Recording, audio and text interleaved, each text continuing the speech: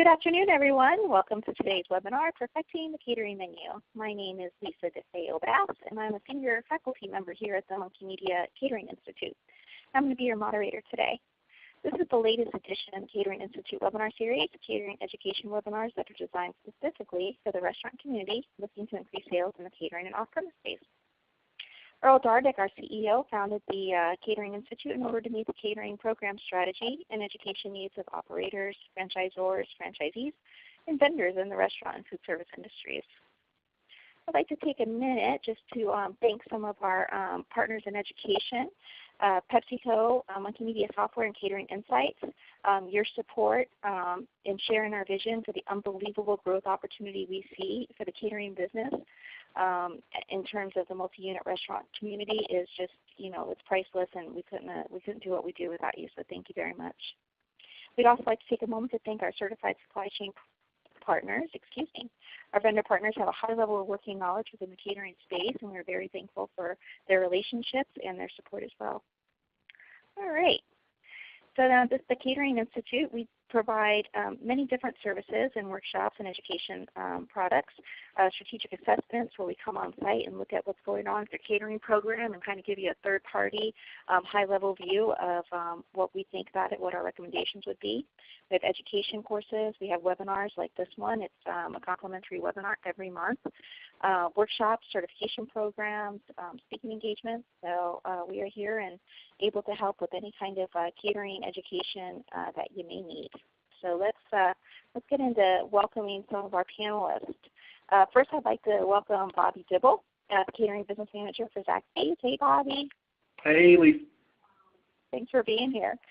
Bobby's role is to oversee system-side productivity for the Zaxby's catering program and all franchise and company locations by focusing on strategic program planning and goal achievement.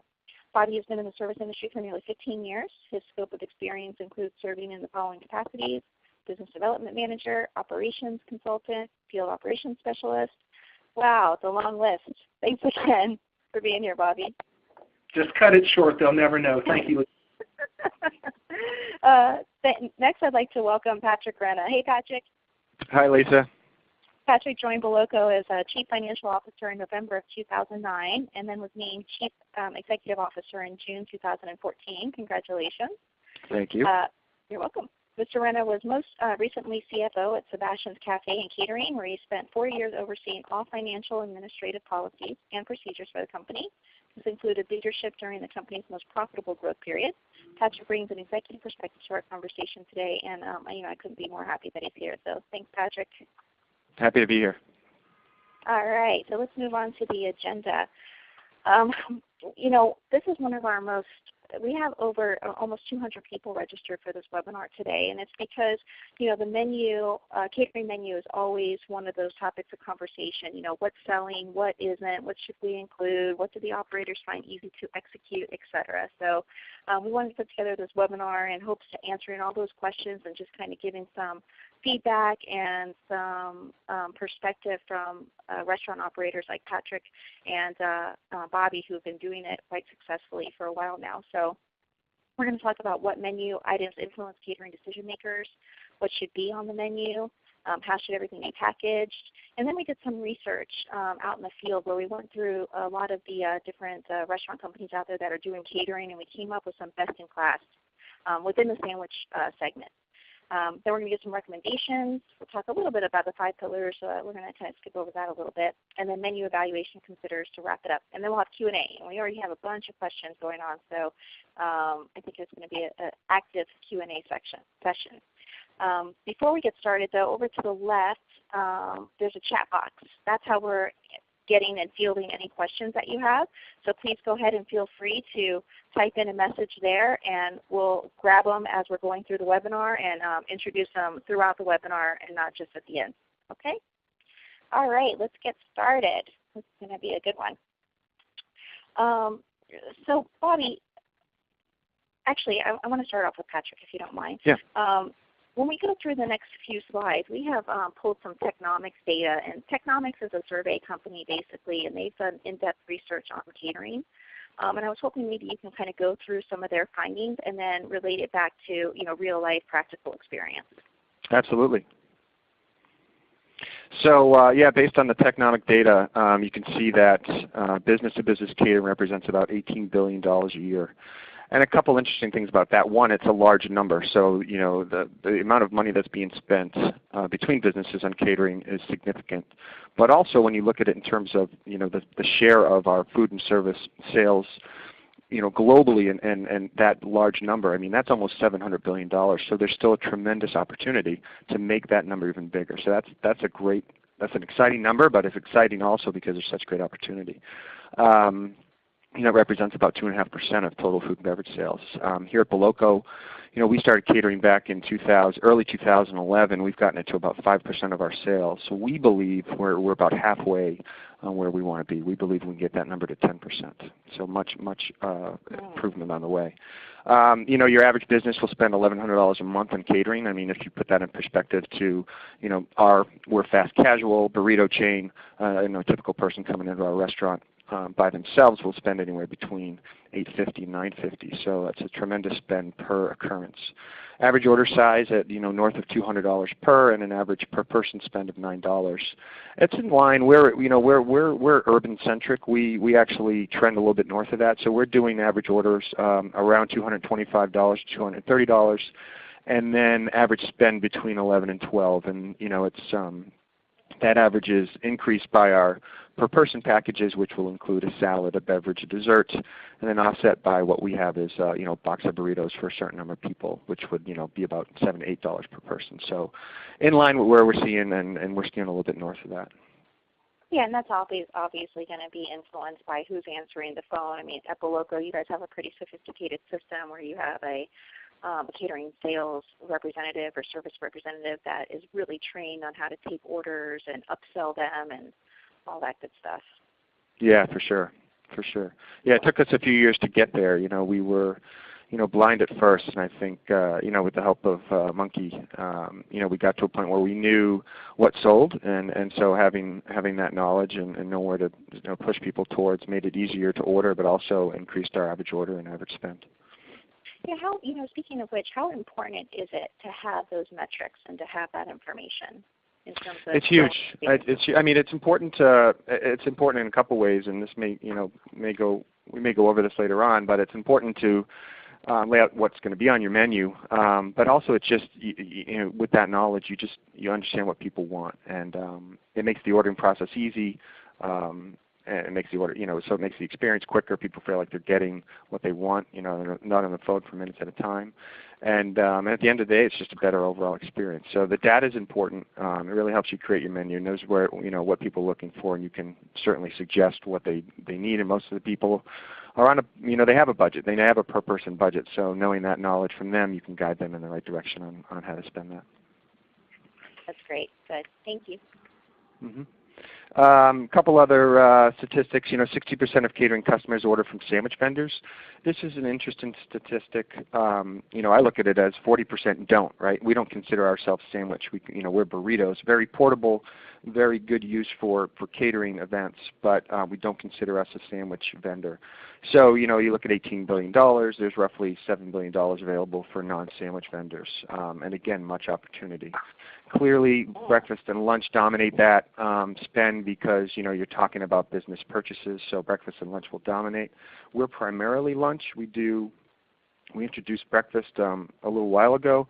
It hasn't, that extra 5% of sales we're looking to get, half of that will come from breakfast, but we're still lunch dominant. And also late afternoon orders have been popular, particularly in businesses that have busy seasons, like accounting firms where they're working longer hours and they have certain times during the day where they're breaking. You'll see a midday, mid-afternoon break where you can just drop a bunch of, for us, a box of burritos. It's a nice little snack during the day, or even dinners where they may be working late. So, but certainly breakfast and lunch are the areas that dominate. 30% of catering customers order weekly. And then 20% of catering customers order several times a week. And that's true, in our business as well. Ours isn't at 20% yet, but we have several clients that order from us multiple times per week. And you think about variety in your menu. If you can provide that variety in your menu, you can get people to order multiple times per week because they don't feel like they're getting the same thing in the same week. So, and for us, it's all about, everything's a burrito. So for us, it's all about what flavors are inside the tortilla. So we provide multiple flavors, sweet, spicy, and so that will give people an opportunity to order from us, where they can have a Mexican burrito one day and then have a teriyaki on the sweeter side another day. So it gives people, having a little bit of variety in your menu gives people the opportunity to order from you more than once per week. Yeah, Patrick, besides the variety, is there anything else that you contribute your order frequency, your high order frequency to? Well, I think, first and foremost, you got to get it right. Right? I mean, it's a big spend. There's a lot of expectations in delivering the experience. So being accurate, making sure the food, is portable. It arrives in whatever fashion you're serving it in. For us, make sure the burritos are hot, and make sure the food's right. So it's you just gotta make the experience right. And if you do that, if you look at your success rate in orders versus your sale, you'll see a correlation. If you start to slip a little bit in execution, you might see your sales go down. As you get your execution on the uptick and start doing a better job, you'll see sales increase. Yeah, I couldn't agree more. As a matter of fact, here's some other technomic information here. So they have put together the top 10 influences that catering decisions make. So catering decision makers choose from. So these are the things that they're looking for in their vendors. The highlighted ones here are the ones that have to do with menu, but everybody can kind of take a look at all the top 10 to just kind of get an idea about that. And somebody asked if this was going to be emailed, the presentation is going to be emailed.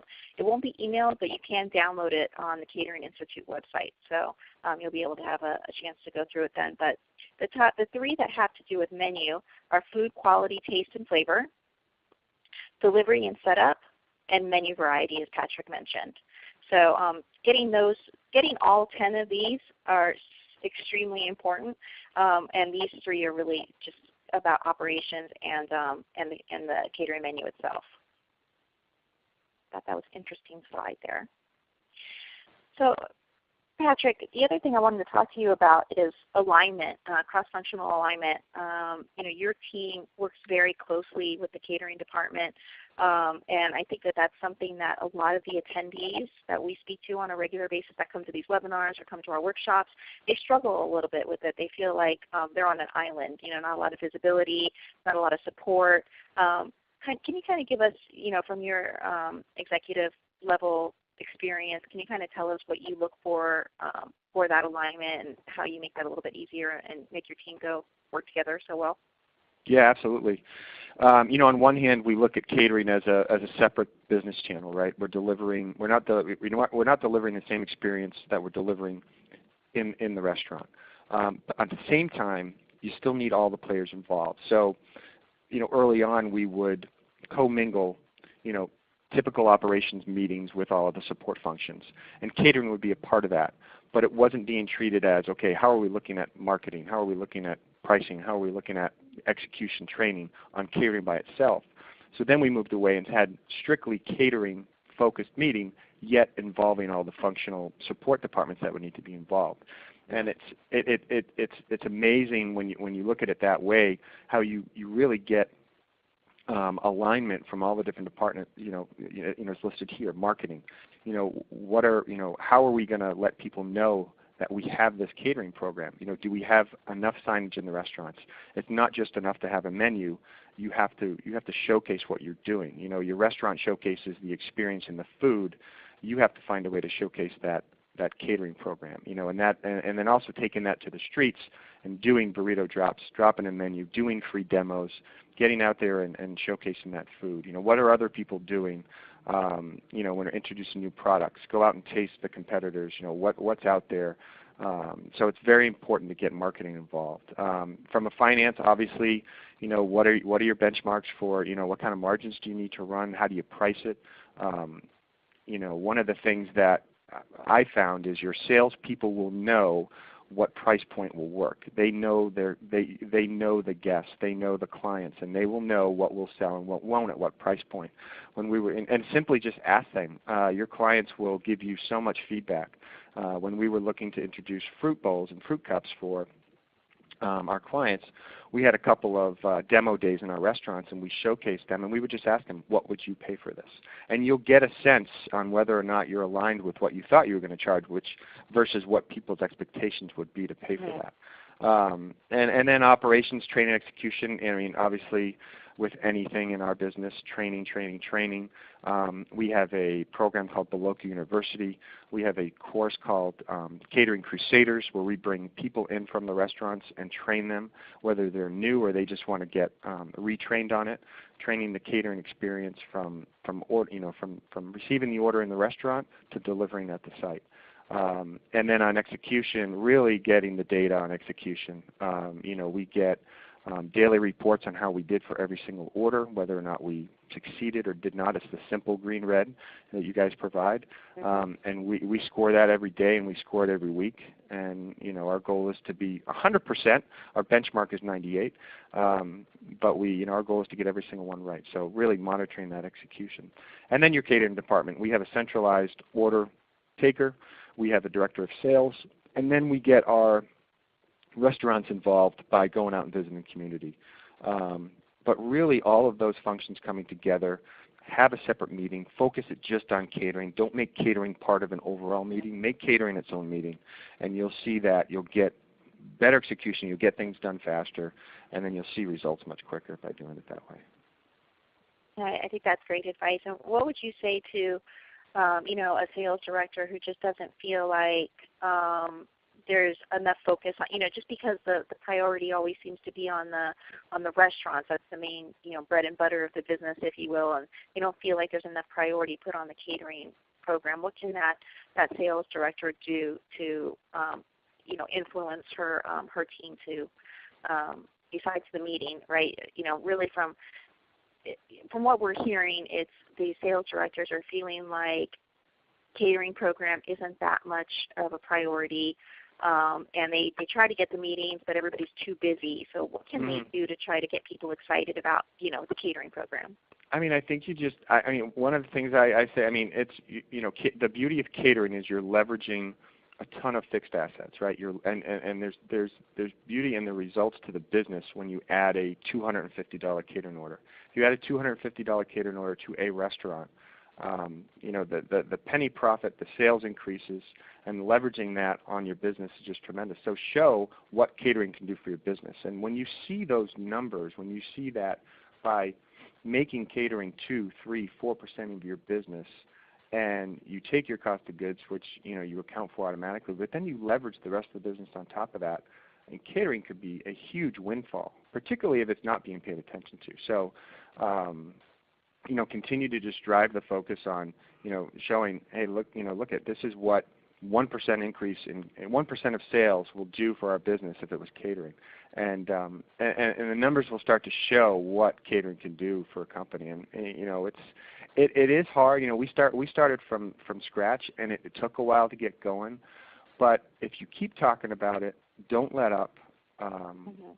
Get everybody behind it. You need the leadership behind it, because if the leadership's not behind it, it won't work. People start believing in it, driving results, and really going after it. So it's got to be diligent and not let up on it. That's great. And I think something you said is really important there. When you are, the messaging that a catering sales director or catering sales manager for that matter is putting out is really important. So, celebrating the results and really making sure that all of your messages is about, celebrating as opposed to we're not getting the support or this is what happened at this restaurant. Just be real careful about real positive, energetic messaging out there. I think that. Yeah, and if you're getting feedback from clients, share that to everybody. I mean, we get, we'll get once in a while just feedback that somebody had a wow experience, and they'll go out of their way to write a note and just share that with the entire company. People love to see that. People really. Yeah, I love that. Yeah. Well, thank you so much, Patrick. You're welcome. You're going to stick around with us for a little bit, right? I am. I'm here. All right, cool. All right, so now let's move on to Bobby, and this is a little bit of the meat and the potatoes of the whole webinar. Not to take anything away from what Patrick just shared with us, because I think that's valuable. But really, when we get to the menu and we talk about what should be on it, it's important that it's not just a matter of, Bobby, are you there? I am. We talked about in the past when we were talking about your menu, Sometimes restaurant companies make the mistake of looking at, like the Paneras or the Jason's Deli or the people out there that are doing a really good number in catering and want to replicate their menu to their brand. Like, why is that? What do you see wrong with that kind of thinking? We worked with you guys heavily on the front end of kind of revamping a program that we pushed out in 2008 that was not very successful. And you're right, Lisa. You just got to have that focus in that aspect, in that avenue. First true to your brands, yeah. Sure, yeah. One thing I know we're doing a lot of talking about menu today and just the composition of menus and all of it. But never forget, folks, that you have to sell the relationship. That's the key. The menu isn't everything that it needs to be per se. You're selling that relationship with your guest and the client and the overall flawless execution. And if you can bridge that gap and they become dependent upon you and they trust you as consumers, you're going to win half the battle there. And what Patrick mentioned earlier about the referrals and the repeat business, that just tends to come in droves when you're able to do that. So. Yeah. So tell us a little bit about the product mix considerations that you took into consideration when you're putting together Zaxby's menu. Yeah, we focus on chicken fingers, wings, and great salads. So when we began with setting up our menu, we just looked at what we did extremely well. What were we known for? What do our guests come to see us at the drive-thru and at the counter? What do they come and visit us for? And we kind of made that the primary focus of our menu, because everything that's been selling for us for 25 years now, we wanted to make that the focal point of our catering menu. So our number one item in 1990, our number one item in 2008, long before we had the catering program, is our number one sellers today. Knowing what's selling with the competition, that's another bullet that I see here.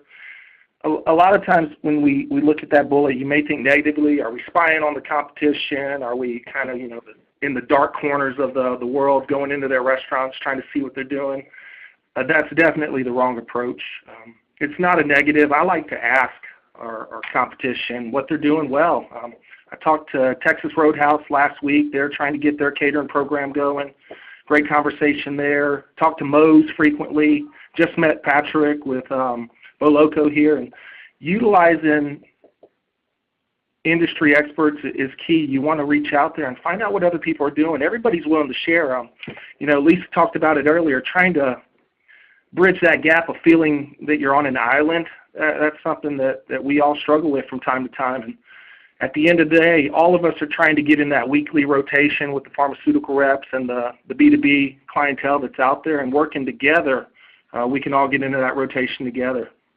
One thing that we brought on last year that we didn't have at Zaxby's was a flatbread sandwich, kind of like a wrap, something that got us more into the healthier side of the ball game, and that was something that Monkey and the Catering Institute helped work with us on there too as well.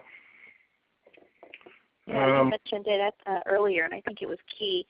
That you really focused on what Zaxby's core competencies were, what you guys were doing really well, what your customer base really wanted, and then kind of molding it into what the competition was selling and what your customers really were looking for in terms of a catering experience. I just think that's so important to, begin with, what is the brand, what do you want your brand to represent, and what you can execute well.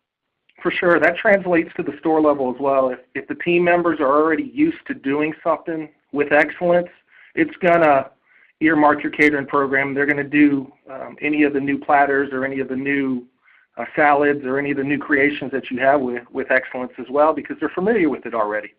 So it minimizes the amount of training that needs to go into it. And we found a lot of success taking that advice from you all, Lisa. That's great. So designing with the end in mind, profitability, that at the end of the day, that's what everybody's looking for, and that's what all sales directors, managers of programs, GMs, catering coordinators, catering sales managers, everybody's going to be judged on that metric. So looking at your margins, your cost of goods, food and paper, I always like to think about what's that magic number from an overall cost of goods perspective. Is it 30%, 32%, 34, 36? That's a number that you have to work out within your own brand and your organizations, and just look for what works best for you and your business model, and weigh those options, and then create the program that best suits what you're looking to gain from a margin standpoint. Ease of operations. Ladies and gents, a lot of times locations can be short-term minded. They tend to focus on the daily and not the big picture, so we have to bridge that gap. I know we had to do it across our footprint. Catering, when you're bringing in that $200, $250 order, or even that $1,000 order like Patrick talked about, the everyday team member may look at that as, oh my Lord, what is going on? It's 9 a.m. and I've got this order that needs to be out the door by 10:30. Just communicating with them effectively, making it easy on the operations, and letting them know at the end of the day that every catering sale that's brought in helps to benefit them and the organization. That's what I always think about when we talk about ease of operations. And do your cost-benefit analysis. Is the cost of the impact on the operation, is that worth the benefit that we're receiving? And more often than not, you'll find out that is a yes, most definitely. Success and promotion. We do catering LTOs. And we try to promote a lot of our catering business at the store level. Just keeping those lines of communication open and clear are the key. If you've got current LTOs, one thing that we found as a deficiency in our operations, where we had a lot of good LTOs that we were pushing out at the restaurant level, but we weren't factoring in the catering component. We've got a ranchero salad out right now that's got black bean and corn salsa, but nowhere on our catering menu was a platter available for that ranchero. So that was a deficiency that we just addressed, and we're working through that now. So just remember to always promote catering, because you can feel like you're on an island out there from time to time, and you do definitely have to get your place at the table. And Patrick mentioned a lot of that comes from sharing the data, looking at the numbers. Catering for us organically last year, just across our footprint, was up 96%, and that's without even focusing on it. The business is out there. Technomics tells us the same, so go out there and get it. And the last bullet that you had on here, Lisa, was the complete meals. The same thing that Patrick mentioned. You've got your box lunches, you've got your entrees. Be sure you have a dessert and a beverage to offer, because when guests are coming to you, you want to make it that one-stop shop, because they don't need to call another company to get dessert or anything like that. If they need ice coolers and scoops, make sure you have an answer for them. Trash receptacles. We learned a lot about big catering business last year with the fact of having these items available to our operators to make it easy on them, which translated into an easy sale for them to the consumer. A real funny story here, if we have time, Lisa. Sure. We did a bunch of weddings last year, and prior to me taking over about 2 years ago, we hadn't done a lot of weddings. So the fact that having additional contacts for your CSMs and your licensees out there, we were sourcing chairs and tables. I never thought we'd be getting into that ball game, but it was just a testament to the fact of consultative selling and giving your guest as easy of a transaction as possible. So just, you may have a Rolodex with a few numbers for folks that ask, and they really appreciate that extra level of service from you. Absolutely. And with those complete meals, also it allows you to bundle, which I think is something that we don't talk enough about, bundling a package for a client, having that, the drink, the beverage, the main entree, the 2 side items, the bread, or whatever the case may be, having that all together in one package makes it so convenient, especially for these pharmaceutical reps or these busy admins who just really don't have time to think about every little detail. They want something that just says, okay, give me the number 4, and having those bundled already for, parties that feed, I don't know, whatever it might be, 8 to 12 people, something along those lines. It's such a great thing to have on your menu for that, again, that really busy person who doesn't have a lot of time to think about the details. It sure is. We've got way to boost your sales. Yeah. It is, definitely. We've got 2 party packages. The first party package is 1 entree, 2 sides, and a dessert. with a beverage, and then the second party package that we offer for catering is 2 entrees in larger portions, 2 sides, option for a premium side, dessert and a beverage as well. So those are quick sales like you mentioned. And it's funny, Lisa, some of our markets are price per head markets. That's all they want to talk about. And some of them are party package markets where they just want it simple, they want it easy, and they want it fast. All the more reason to have both options on there. That's what I always tell sure. everybody, hit the whole market. We had a question here which I think is a great question and right in line with what we're talking about. Should margins traditionally be larger with catering versus retail? And Bobby or Patrick, feel free to answer that one. I mean, from my standpoint, our standpoint, I'm not sure if they should be. They generally are. Right. Because you're getting that, that per person spend on a comparable product. You're getting a premium on that. So they just generally tend to be better margin items. I concur. Yeah.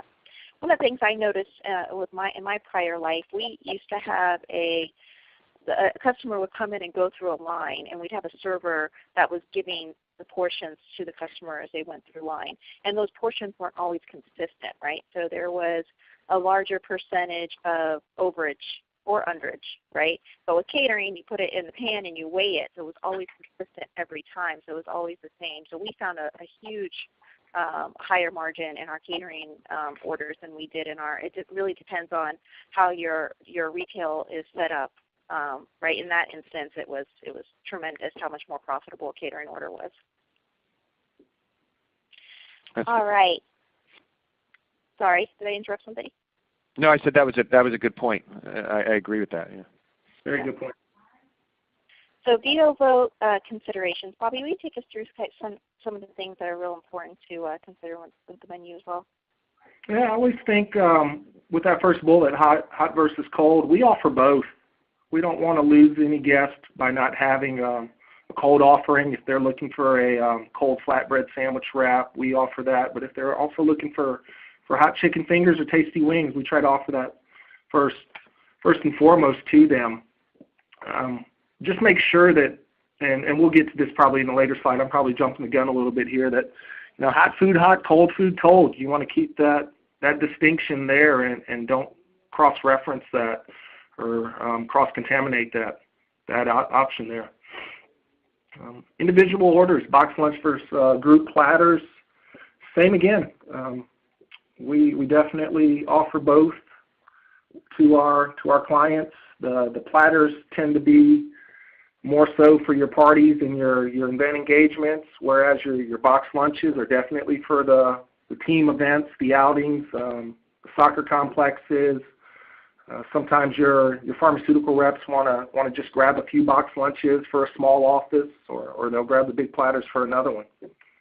Yeah, so this is I love this slide because basically what it's saying is an admin says, okay, great, I'm going to order from Zaxby's or I'm going to order for Boloco today. Everybody have any problem with that? And then the one person raises their hand and says, well, do they have any vegetarian or vegan options? Or I don't really like the sandwich platters. Can I get a box lunch? You want to make sure you're kind of that veto, right? That person that's throwing a wrench in it, you're taking care of them. So that's exactly to your point, Bobby, individual orders the box lunch versus the group platters. Have those available so that you can meet all of the needs. You will be asked, that's for sure. Yep. Every day you're going to be asked about vegetarian, vegan options and the rest. All right. We had a question here. Hello, I own a pizzeria. Can you tell me what product categories would increase sales? Okay, what product categories would increase sales? It seems that pizzas are big on Fridays only. I'm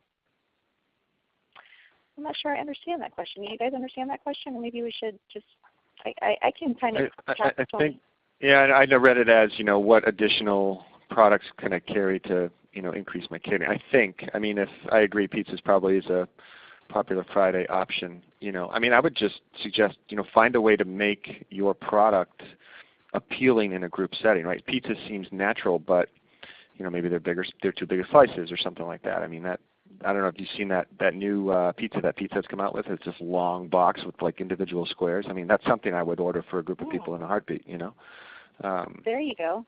But adding salad to it, breadsticks, I don't know, stuff like that to make it appealing. Yeah, there you go with the salads, Patrick. We sell a lot of salad bars. Yeah. A lot of the doctor's offices and pharmaceutical reps just order those routinely from us. Yeah, I agree. And salads is an easy upsell. You know, even with a box of burritos, if you mention a salad, generally people, you know, it will say, yeah, of course, I'd love a salad for 15 people. So you just make a big salad, and you know, generally they'll buy it. Nice upsell, absolutely. Yeah, and you know, take a look at what's in your pantry already. Like, what are you carrying already? You know, what different menu items can you come up with from those ingredients that you already have in your restaurants? You know, might be something that you can offer Monday through Friday. You know, and you just get really good at executing those new menu items during the week. And I think you know, a good company for you to look at would be Sarpino's. They're doing a really tremendous catering business. They're a pizzeria, but they have really kind of reimagined their offerings into a great catering offering. So Sarpino's Pizza, check them out. Do most customers expect free delivery? I love this question. I'll take it. No, they don't. There's a convenience fee. I think a lot of times we convince ourselves that we should get free delivery because maybe the restaurant down the street is doing free delivery. But the truth is that there's cost to delivery, and it all depends on or to catering rather, and it all depends on how you express that to the customer. So my suggestion is always to say, we do charge a delivery fee, and this is how we pay our drivers. You know, there's you know, you could say that when you say this is how you pay your drivers, a lot of times that's good enough for them, right? And I think that's a great way to structure it as well. Patrick? Yeah, I agree. On you know, people are paying for an experience. They're paying for the convenience. You know, the farther from a location we get, if we have a vehicle, you know, the more we'll charge. And generally, people understand that. I mean, you know, they don't have to, you know, other than order the food, you know, everything's being done for them. So you're bringing that dining experience to them, setting it up for them, and they will generally pay for it. They understand there's a charge. Definitely. All right, Bobby, give us some ideas about packaging and some best practices that you've seen. Well, yeah, the title says it the best. Packaging is complex. Make sure you test out your packaging, guys and gals. We've done some lab work, and when it gets out into the field, sometimes it blows up in our face. I'll tell a funny story about what just happened to us. We've got 3 different types of catering bags. We've got the regular, the medium, and the large. So the large we didn't have in the beginning. We had the medium bag and tested it in our labs, had it logoed, branded. It looked great. Clear plastic bag would hold 2 platters. It gets out into the field, and when you're pulling it out of the box, which we never did in the lab because we just took it out of the box 100, 200 bags at one time. Mm-hmm. But individually, when you pulled it out of the box, it would rip the handles. So we were sitting on a large inventory of bags that we couldn't move because, you know, every time we pulled it out. So what I'd like to say there is what works in the lab doesn't always work out in the field. That was a valuable lesson that we learned. And we brought on the large bag.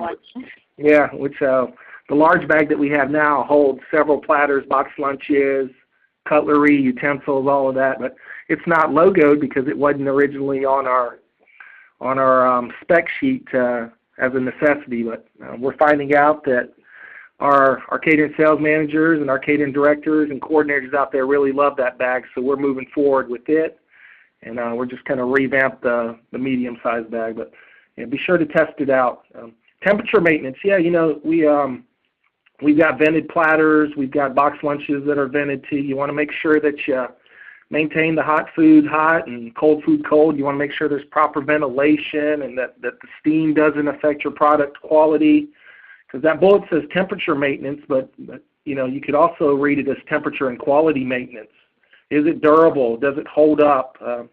If your delivery driver has to tap on the brakes, will it stay the course and be a great representation of your product to your consumers when it gets to the events that you're going to? The appearance on site, if I could give anybody one recommendation, it would be to brand everything. Brand your tablecloths, your bags, your containers, your cutlery.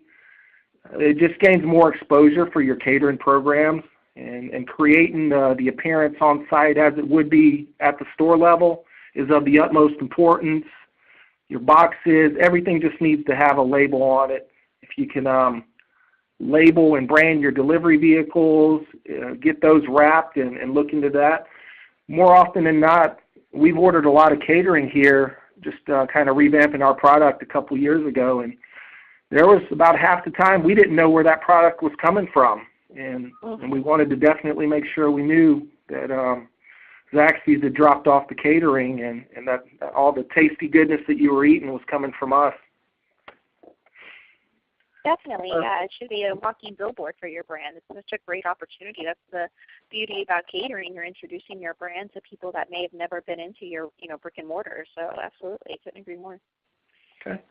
The labeling for easy ID temperature maintenance, we use just a basic sticker on all of our items that tells you need to reheat within a certain amount of time, and just run that through your legal departments, and you can just educate your guests that way on how to just ID your product, and also how to ID what temperatures for serving you have or reheating and all of that. Setup. Ultimately, why just drop your product off? If you can engage the guests for another 10, 15 minutes while setting it up on site, that could lead to referrals, more business.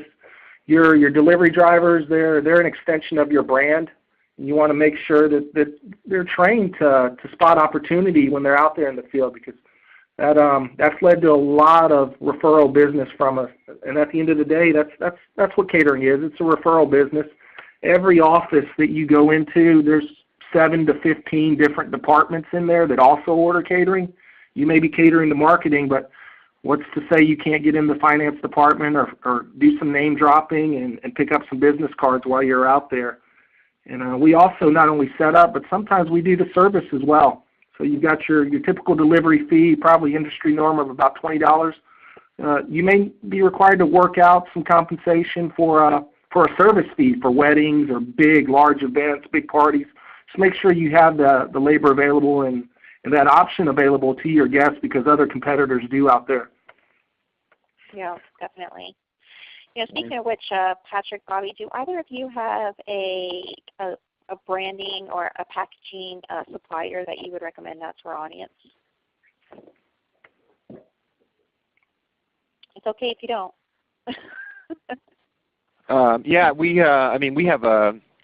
We buy our paper from a separate paper distributor. So one company we use is Eco Products. They're out of Denver. Sustainable, compostable. We do a lot of compostable packaging. So they're great, but I gotta say, the Loco has some of the best catering packaging that I've ever seen. I'm not just saying that because you're on my webinar, but I really love that product. That's a great recommendation. Anybody who's on the call right now, check that company out because they have amazing products. Yeah, they're great. And we buy our box for our burritos, like our box of burritos, from a separate company. The name escapes me, but I can always get it to you, Lisa. Okay, great. On that product, yeah.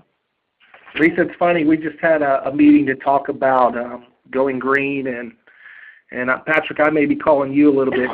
We use multiple suppliers right now, and sometimes that does create some issue for us. Yeah, for sure. Yeah, let me know. Be happy to talk to you. Absolutely. I mean, they really add a whole other level of class to the product, I thought, when I saw it in the field, Patrick. So, yeah, great recommendation. Okay, so we've gotten to some best-in-class sandwich competitors. We did best-in-class for a lot of different sections of a menu, but we wanted to share this one just because it was in line with Technomic's data in terms of most of the market, or 60% of the market, is looking for sandwich vendors. So here's some of the different categories that we graded our brands on. Catering menu variety. Jason's Deli menu offers the most variety. Multiple bread options, gluten-free, health-conscious options, bundled meal options. They do it all. So they were #1 best in class for their menu variety. And then Panera Bread and Corner Bakery. All of those have tremendous variety in the sandwich segment. So take a look at them. And then sandwich platters. Panera Bread, we ranked #1. They had 4 platter options, 10 different sandwiches. Corner Bakery, 4 platter options, 11 different sandwiches. Jason's Deli, number 3, 9 platter options, multiple sandwich, bread and gluten-free choices, wins on variety, not quality. Okay. Quiznos, 3 platter options, 9 sandwiches. So here are some of the guys that are doing it pretty well in the sandwich segment. And then Beverages. Panera was number 1 again. Their coffee, tea, hot chocolate, one-size tote lemonade, iced tea, half-gallon, individual water and soda. They do it really well. Their packaging is great on it. Corner Bakery, number 2, coffee, hot tea, hot chocolate, small and large, iced tea, lemonade, small and large. Jason's Deli, and 3 flavors of iced tea, lemonade, and juice. Jason's Deli also does some proprietary teas, which we don't talk a lot about on this webinar, but that's something to really look into because they're so profitable. Do either of you offer a proprietary beverage on your menu? We don't. We're looking into private label water bottles, but right now we don't.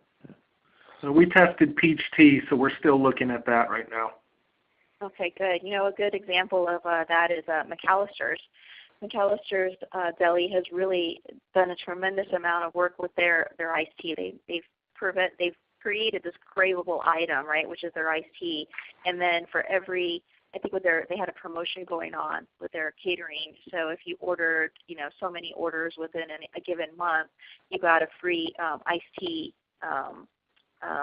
container or holder for your entire party that you ordered for next time. So now they're given an incentive to order more because everybody is such big fans of their iced tea.